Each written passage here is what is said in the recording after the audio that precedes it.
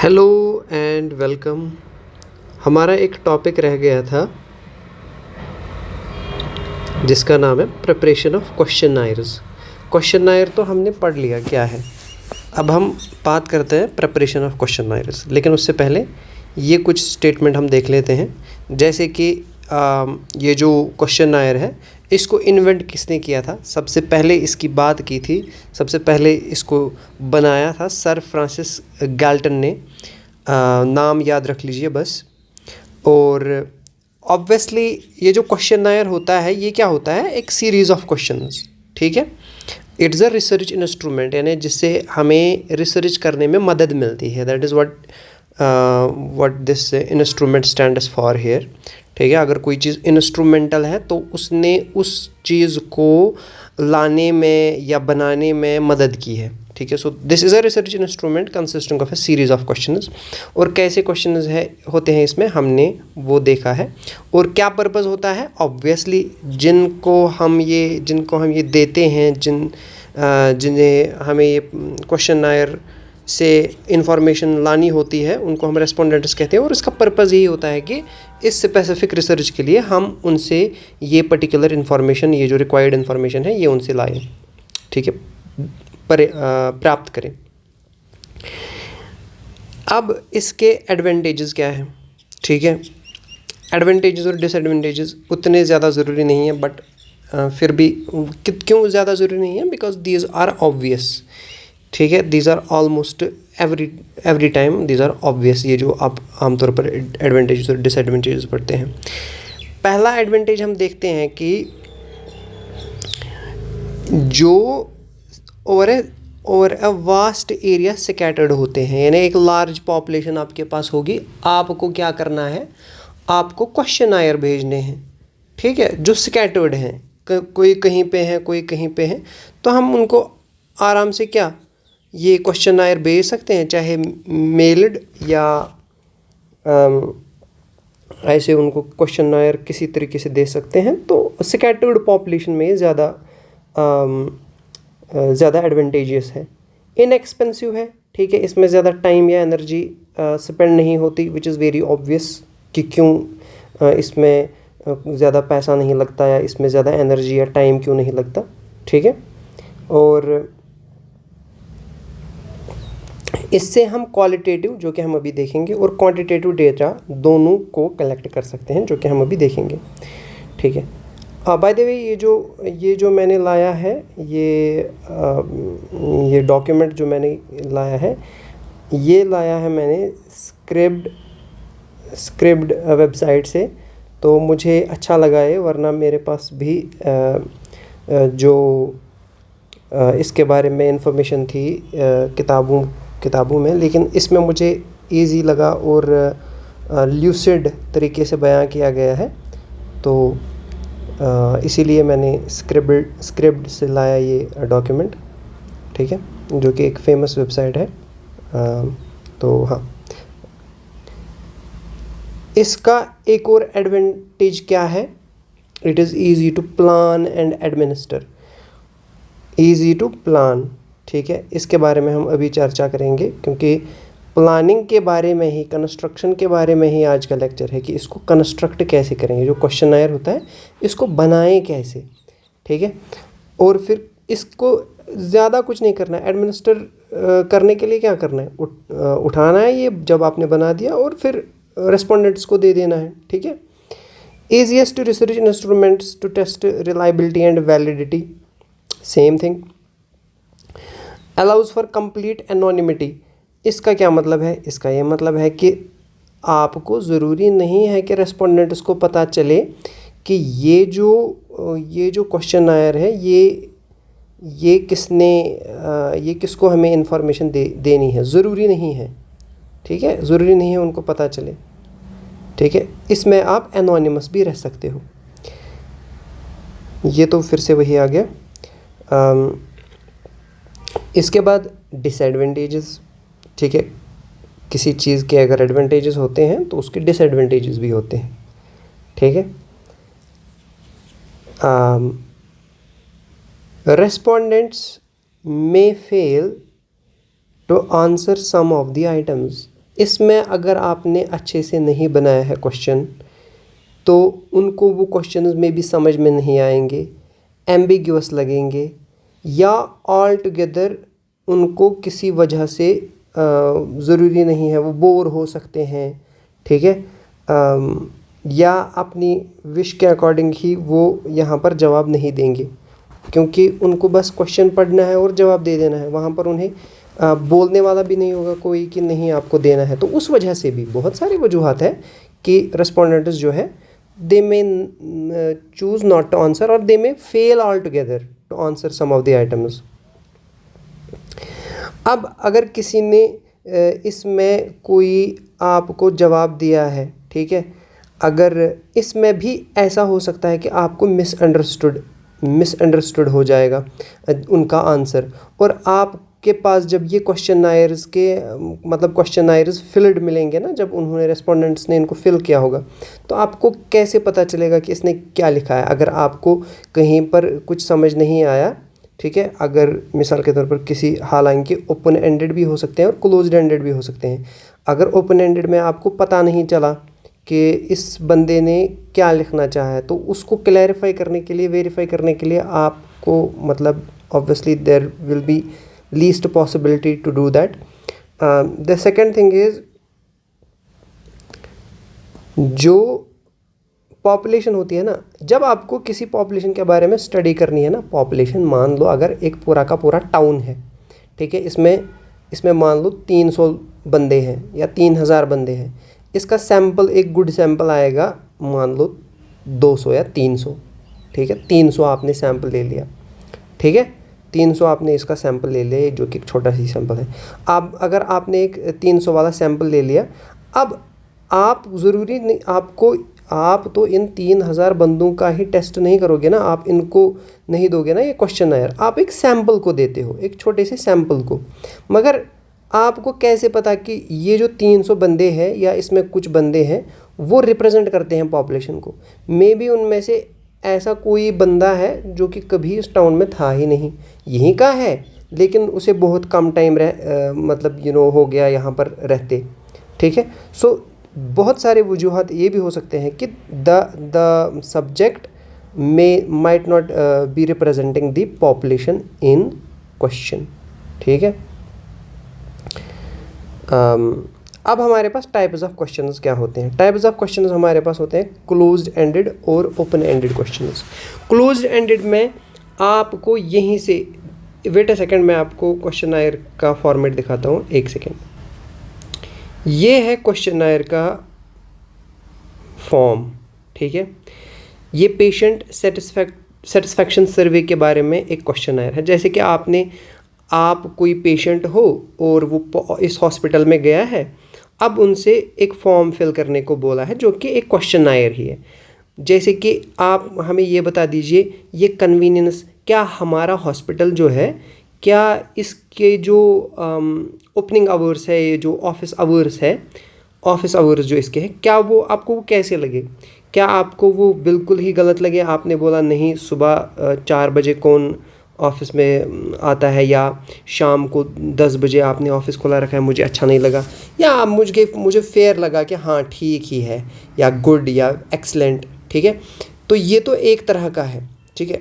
लेकिन यहाँ पर आपको यस और नो भी मिल सकता है। जैसे ये भी वैसे क्या है, ये भी ओपन एंडेड, ये क्लोज्ड एंडेड ये भी है, ठीक है, ये भी क्लोज्ड एंडेड है, लेकिन आपको ओपन एंडेड भी मिल सकते हैं। जैसे आपको ये भी मिल सकता है, how did you find our service, how did you find our service, how did you find our service, find our service, आपको हमारी सर्विस कैसी लगी एक हॉस्पिटल की, ठीक है। तो इसमें आपको वर्ड्स में आंसर लिखना है, सब्जेक्ट टू टाइप, ठीक है, ठीक है। आपको यस और नो में नहीं लिखना है ना, ठीक है। Uncertain, fair, good, very good, ऐसा तो नहीं लिखना है ना। ऐसा भी लिख सकते हो आप, लेकिन ये आप पे चॉइस मतलब चॉइस देता है, आप बहुत सारे वर्ड्स में लिख सकते हो। तो ये ओपन एंडेड है, आपको खुली छूट दी जा रही है, आपको ऑप्शंस नहीं दिए जा रहे कि इनमें से आपको चूज़ करना है, नहीं। सो ओपन एंडेड क्वेश्चंस के बारे में क्या है, they often begin with why, how and what, जैसे कि मैंने अभी बोला, ठीक है। लेकिन ये वाले क्वेश्चंस जो है रेस्पोंडेंट्स को प्री डिटरमाइंड आंसर्स, आपको पहले से आंसर्स दिए होंगे, ठीक है। यस जैसे यस, नो या नॉट श्योर, उन्हीं से मैं आपको चूज़ करना है, उन्हीं में से।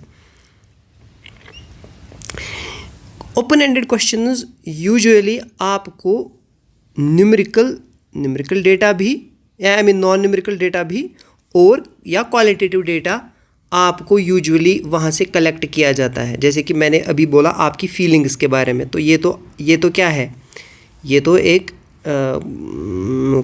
क्वालिटेटिव डेटा है। लेकिन जो क्लोज्ड एंडेड क्वेश्चन है वो यूजुअली न्यूमेरिकल या क्वांटिटेटिव डेटा कलेक्ट करने के लिए यूज़ किया जाता है, हालांकि क्वालिटेटिव डेटा के लिए भी यूज़ हो सकता है ऑब्वियसली। इसमें कोई प्री डिटरमाइंड आंसर्स नहीं है, जैसा कि अंडरस्टूड है। इसमें लाइकर्ट स्केल जो मैंने अभी आपको दिखाया ना, ये 5 इसमें थे आंसर्स, फेयर, गुड, पुअर, ऐसे तरीके, उसको लाइकर्ट स्केल बोलते हैं। हालांकि वो एक बिल्कुल डिफरेंट टॉपिक है, वो इसी में आता है, लेकिन आपके सिलेबस के बाहर है, beyond the scope of this syllabus, तो वो हम पढ़ सकते हैं, बट वो फिर भी एक तो एग्ज़ाम में आने के चांसेस बहुत कम है, और दूसरा उसके साथ टाइम बहुत जाएगा, और यूजुअली यहाँ पर वो नहीं पढ़ाते, ठीक है। इसके बाद अब हमारा ये जो मेन टॉपिक है, जो सिलेबस में मेंशन्ड है कि क्वेश्चनायर को कैसे बनाया जा सकता है। इसके 9 स्टेप्स हैं। हम सबसे पहले स्टेप पे आते हैं कि आपको क्या करना है, decide on the information required. आपको पहले ये देखना है कि भाई मुझे रेस्पोंडेंट से क्या चाहिए। जब आप ये चीज़ें डिसाइड करोगे ना कि what are the things that you need to know from the respondent in order to meet the service objectives, जब आपको ये दिमाग में आएगा ना कि आपको एक्चुअली में चाहिए क्या रेस्पोंडेंट से, ठीक है, तो वही सोच के, वही दिमाग में रख के आपको क्या करना है, प्रोसीड करना है, क्वेश्चंस को बनाना है वैसे ही, ठीक है। ये आपका एक गाइडिंग प्रिंसिपल होगा, मुझे रेस्पोंडेंट से क्या चाहिए, ठीक है। ऐसा तो नहीं है अगर आपको फॉर एग्ज़ाम्पल स्मोकर्स देखने हैं कि उनकी कितनी हालत ख़राब है, या स्मोकिंग से कोई बंदा कितना ज़्यादा, क्या स्मोकिंग से डिप्रेशन होता है, अगर आपकी ये रिसर्च है फॉर एग्ज़ाम्पल, क्या स्मोकिंग से डिप्रेशन होता है, तो अगर आपका ये देखना है, और आपने किसी बंदे को ये तो नहीं पूछोगे ना इसमें कि क्या आप रोज़ नहाते हो, फॉर एग्ज़ाम्पल, ठीक है, क्या आप रोज़ नहाते हो। हालांकि वो भी एक मतलब एक तरह का जिसे हम बोलते हैं एक ऐसा वेरिएबल जिससे फ़र्क पड़ सकता है, ठीक है, वो फिर आएगा रिसर्च में, लेकिन वो यहाँ पर एक्सप्लिसिटली तो वो नॉट रेलिवेंट है कि नहीं। तो अगर स्मोकिंग और डिप्रेशन में आपको देखना है कि इनमें कोई एक कोरिलेशन है कि नहीं, आप दूसरी चीज़ों के बारे में नहीं पूछोगे, ठीक है, आपको यही चीज़ें देखनी है, आप इसी के इर्द गिर्द घूमोगे, है कि नहीं। तो ये पहली चीज़ है जो आपको डिसाइड करनी है। दूसरी चीज़ क्या करनी है डिसाइड, आपको देखना है मुझे पूछना किन से है। भाई साहब ऑब्वियसली आपको यही देखना है ना कि आपको पूछना किन से है। आप थोड़ी ना अगर फॉर एग्जांपल आपको देखना है अल्जाइमर्स डिजीज़ जो कि किन में होती है, बुज़ुर्गों में होती है, ठीक है। I don't know, may be 40 से ऊपर, जो कि मुझे पूरा पता नहीं है, बट बच्चों में नहीं होती, ठीक है, जहाँ तक मुझे याद है बच्चों में नहीं होती।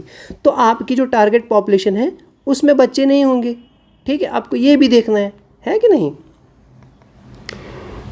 एजुकेशन से जुड़ा अगर कोई ऐसी रिसर्च है जिसमें खाली आपको ये देखना है कि कितने बच्चों ने रोज़गार पाया है, कितने एजुकेटेड बच्चों ने, तो आपको इलिटरेट से काम ही नहीं है कि नहीं। तो आपको ये भी देखना है कि टारगेट रेस्पोंडेंट्स कौन हो सकते हैं, आपको किन से आपको ये जवाब चाहिए, ठीक है।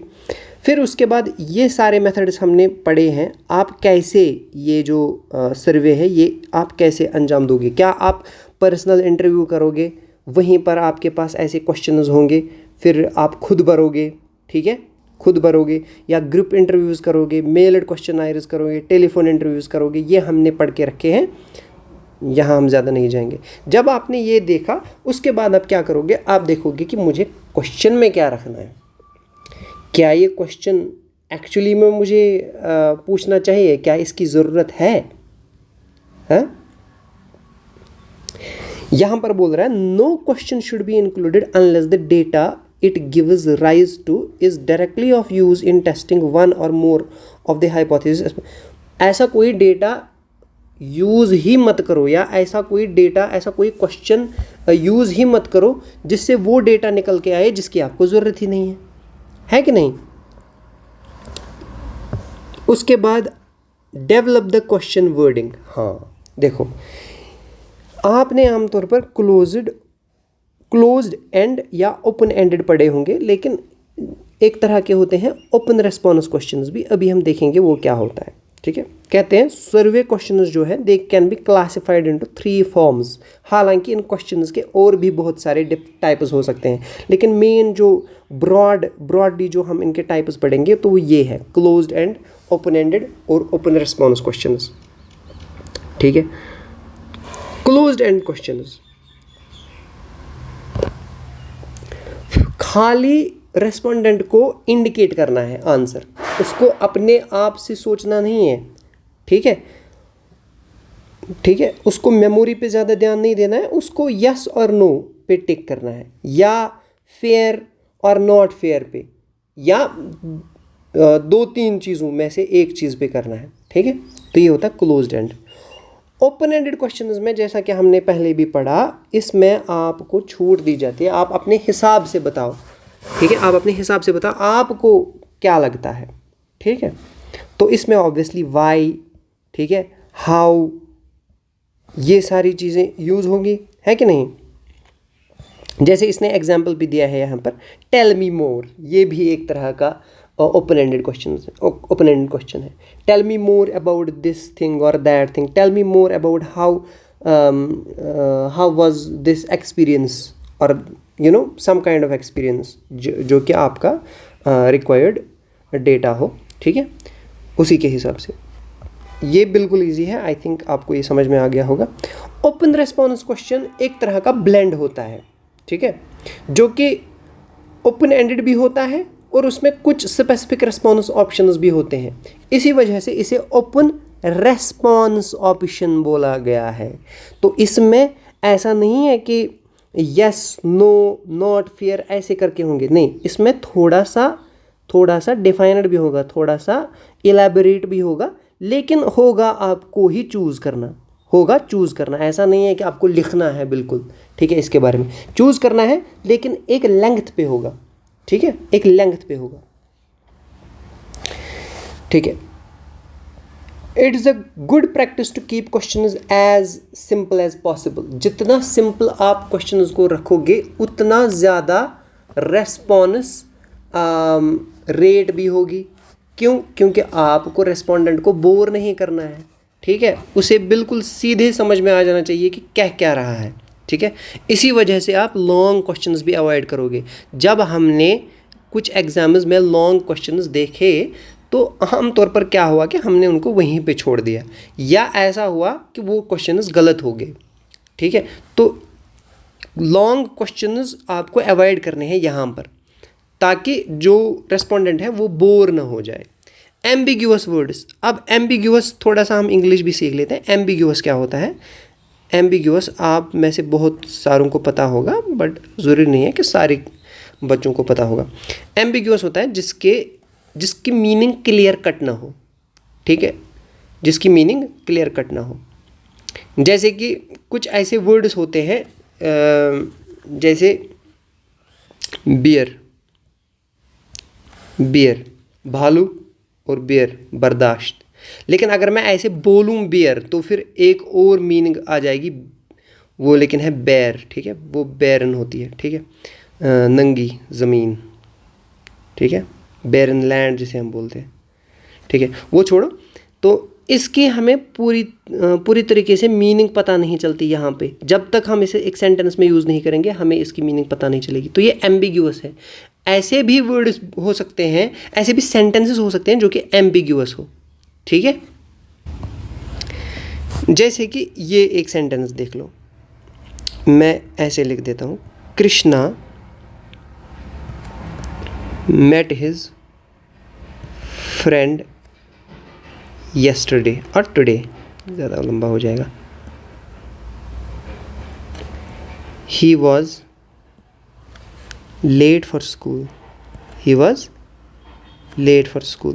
ये देखो इसकी जो मीनिंग है ना वो क्या है, वो एम्बिग्यूअस है। क्यों? क्योंकि आपको पता नहीं ये ही कौन है, यहाँ पे कौन था। क्या ये कृष्णा का फ्रेंड था जो कि लेट हुआ था स्कूल, या फिर कृष्णा खुद था? तो ये एम्बिग्यूअस है, आपको इसकी मीनिंग जो है क्लियर कट पता नहीं चलती।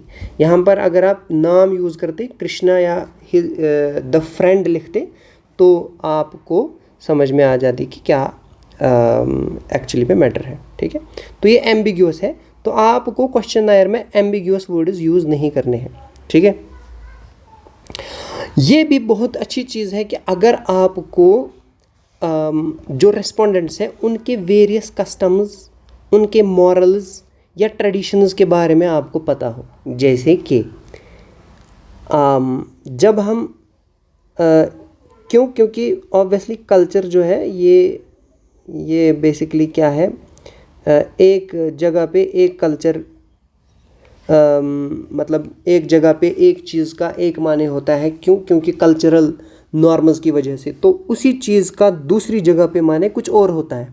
जैसे कि जब हम थंब दिखाते हैं अमेरिकन कंट्रीज़ में, इट मीन्स ऑल राइट, ठीक है। बट द सेम थंब अगर हम ईरान में फॉर एग्जांपल दिखाएं, that will be considered as an abuse, ठीक है। और तो आपको रेस्पोंडेंट्स के मॉरल्स, वेरियस कस्टम्स या कल्चरल अवेयरनेस होनी चाहिए आपको, ताकि आप ऐसा कुछ ना बोल दो जिससे आप ऑफेंड कर जाओ रेस्पोंडेंट को और वो भाग जाए, वो बोलेगा नहीं मुझे नहीं करना है, ठीक है। तो ये चीज़ भी आपको पता होनी चाहिए, ठीक है।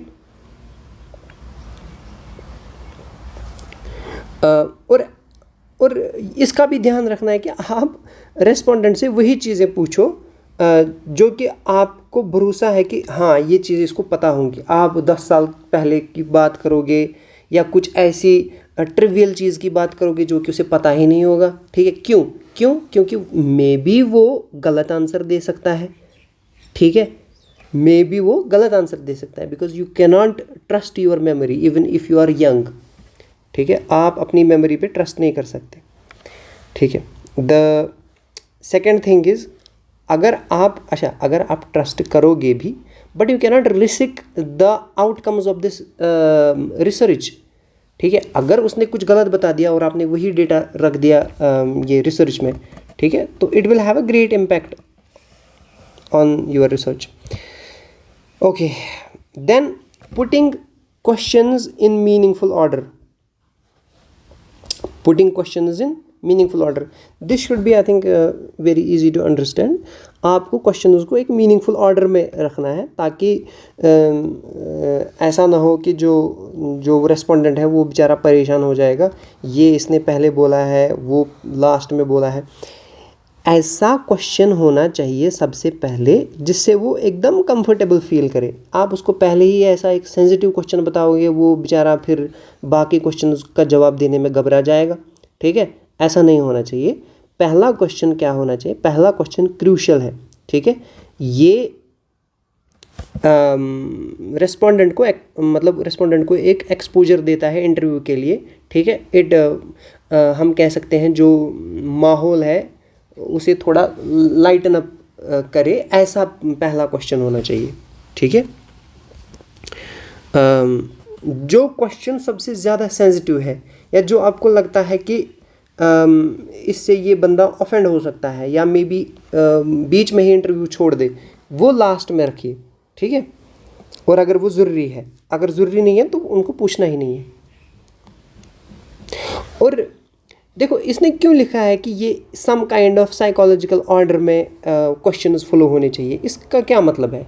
इसका ये मतलब है, अगर आपने ऐसे क्वेश्चंस पूछे जो कि मेंटली उसको तंग करेंगे, टायर करेंगे, ठीक है। ऐसे क्वेश्चंस होने चाहिए जो कि माइंड के लिए ना एक मसाज जैसी हो, ठीक है। फ्लो होने चाहिए, वो अच्छा सा फ्लो, मतलब जब जितना हमें कहानी में मज़ा आता है वैसे ही वो क्वेश्चन सुन के उन्हें उसे मज़ा आना चाहिए, ठीक है।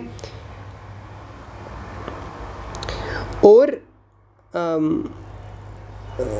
इसका भी so that one leads easily and naturally to the next. इस हमें क्यों ज़रूरी है कि वो इजीली और नेचुरली नेक्स्ट क्वेश्चन के लिए लीड कर जाए, मतलब ताकि उसे, ऐसा क्यों ज़रूरी है, क्यों? क्योंकि भाई उसी चीज़ के लिए कि वो बोर नहीं होना चाहिए, ठीक है।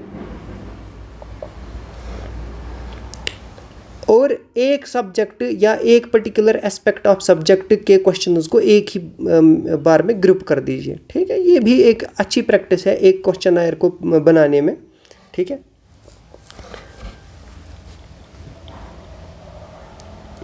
अगर हाँ, और ये भी ज़रूरी है कि आप क्वेश्चंस की वैरायटी देखो। अगर आप एक ही चीज़ के बारे में बोलोगे तो जो रेस्पोंडेंट्स है वो बोर हो सकते हैं। आपको रेस्पोंडेंट्स को उनका इंटरेस्ट बनाए रखना है, इस चीज़ के लिए ये चीज़ ज़रूरी है।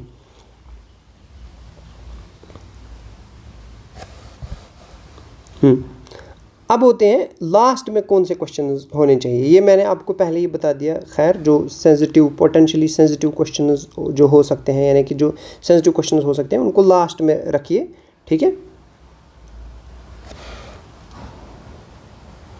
ठीक है। लेंथ ऑफ क्वेश्चनायर, आप क्या बोलोगे, क्या लॉन्ग होने चाहिए? क्वेश्चनायर लॉन्ग होने चाहिए? नहीं, वो कंसाइज होने चाहिए, लेकिन उनमें बहुत सारी इंफॉर्मेशन उससे आप कलेक्ट करने चाहिए। ऐसे होने चाहिए क्वेश्चन, शॉर्ट होने चाहिए लेकिन they should have the potential of acquiring as much information as they can in those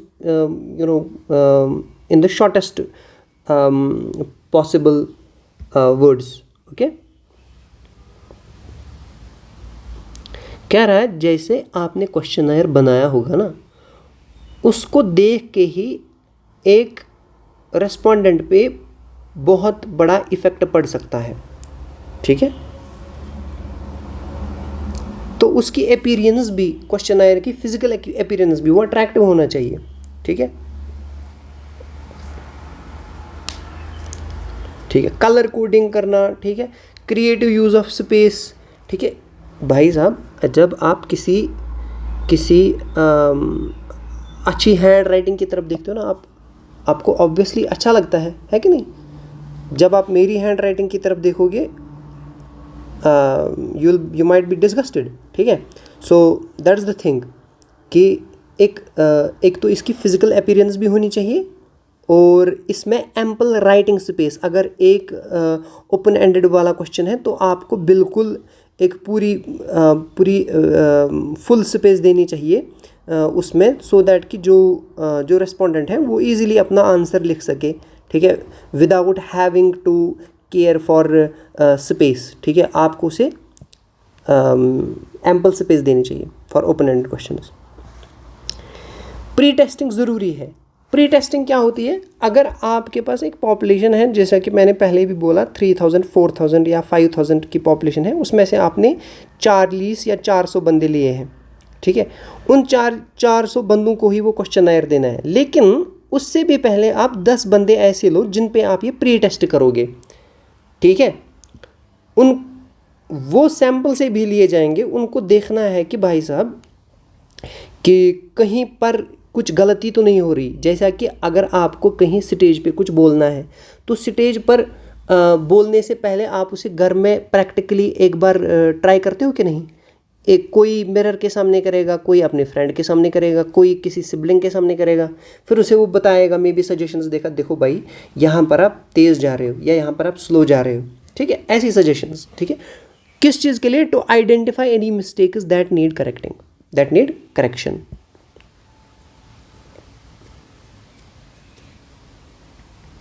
obviously वो भी रिप्रेजेंटेटिव होने चाहिए जिनको आप इस पायलट सर्वे यानी प्री टेस्टिंग के लिए जिनको आप चुनोगे, वो भी क्या करने चाहिए, they should be broadly representative of the type of respondent to be interviewed in the main survey. Main survey में जो जिनका आप इंटरव्यू लोगे वो उन्हीं को रिप्रेजेंट करने चाहिए, यानी उन्हीं में से कुछ बंदे होने चाहिए। Purpose of pre testing the questionnaire is to determine whether the questions as they are worded will achieve the desired result is easy to understand। ये आप खुद पढ़ो, ठीक है। whether the questions have been placed in the best order, easy। whether the instructions to interviewers are adequate, बिल्कुल सही। whether additional or specifying questions are needed or whether some questions should be eliminated, ये भी self explanatory है, इसमें ज़्यादा कुछ describe करने की बात नहीं है। मैं वीडियो को ऐसे ही खींचता चला जाऊंगा, नहीं, ये बिल्कुल इजी है, आप खुद पढ़ लो। Develop this final survey form. Last में क्या करना है, लास्ट में जो बचता है वो क्या है, आपने सारा क्वेश्चनायर बना दिया, अब आप क्वेश्चंस की नंबरिंग करोगे।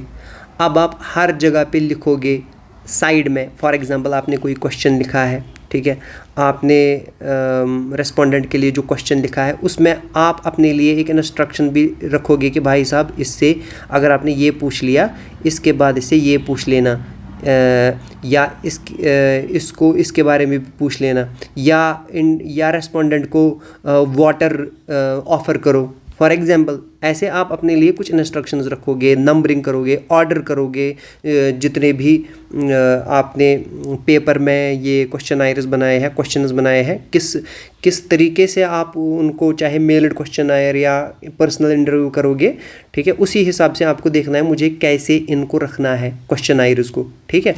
तो एक सिंपल एक ऑर्डर देना है, सीक्वेंसिंग करनी है। इंटरव्यूअर इंसर्टिंग इंटरव्यूअर इंस्ट्रक्शंस, जैसा कि मैंने अभी बोला, ठीक है। तो ये हो गया। तो मैंने आपको इससे पहले ये दिखाया था ये क्वेश्चनायर, तो क्वेश्चनायर इस फॉर्म में होता है, देख लीजिए, ठीक है।